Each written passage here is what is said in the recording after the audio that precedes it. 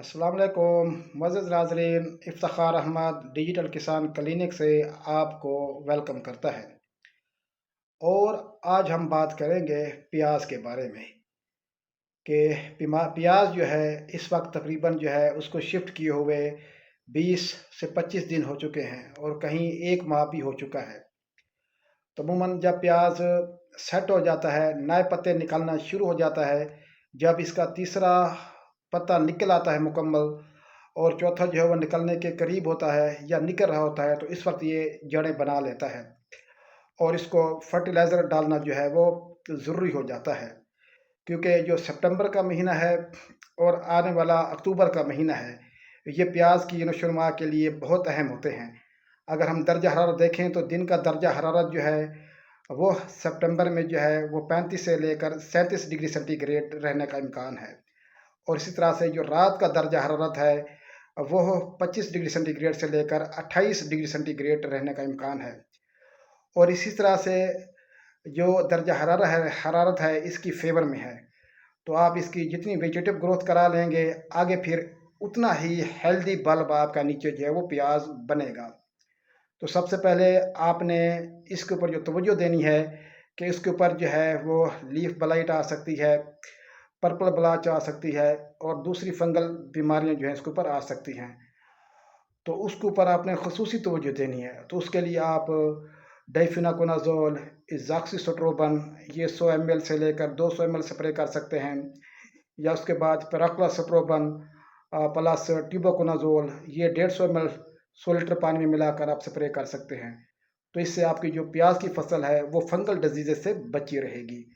और साथ में आपने जो है वो जो यूज़ कर सकते हैं बायोस्टिमुलेंट, उसके लिए आप सी मैक्स भी यूज़ कर सकते हैं 400 ml 100 लीटर पानी में मिलाकर, और साथ आप जो है वो क्वांटस, ठीक है, वो भी कर सकते हैं 400 ml 100 लीटर पानी में, इनमें से कोई एक या किसी भी कंपनी का आप अच्छा सा बायोस्टिमुलेंट लेकर जो है वो स्प्रे कर सकते हैं फंजीसाइड के साथ। तो इससे क्या होगा कि आपका जो प्याज है वो स्ट्रेस का शिकार नहीं होगा, क्योंकि दिन को जो है वो अब गर्मी है और रात को दर्ज हरारत जो है वो माइल्ड है। तो फंगल लगने का जो है वो ख़तरा होता है, आपका प्याज जो है वो पीला नहीं होगा। तो आप ये लाजमी स्प्रे जारी रखें 8 दिन के साथ या 10 दिन के साथ। और फर्टिलाइज़र के ऊपर आप खसूसी तवज्जो दें और इरीगेशन के ऊपर भी।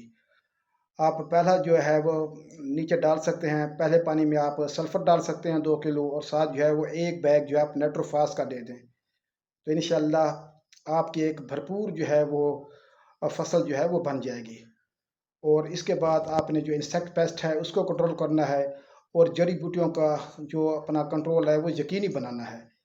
तो ये आप खाद की मैनेजमेंट, पानी की मैनेजमेंट और बीमारियों की मैनेजमेंट और कीड़ों की मैनेजमेंट, और ऊपर आप फोल्डर लाजमी करें फंजीसाइड और ये मिला के। हर फंजीसाइड का अपना असर होता है, कोई जो है वो 15 दिन तक कारामद रहता है, कोई 8 दिन तक कारामद रहता है, कोई जो है वो 20 दिन तक कारामद रहता है। तो आप बदल बदल कर फंजीसाइड करें, लेकिन उनके साथ बायोस्टिमुलेंट लाजमी ऐड करें। उसके बाद फिर आप अमीनो एसिड भी ऐड कर सकते हैं, NPK 2020 या इसके मुतबादिल वो भी यूज़ कर सकते हैं।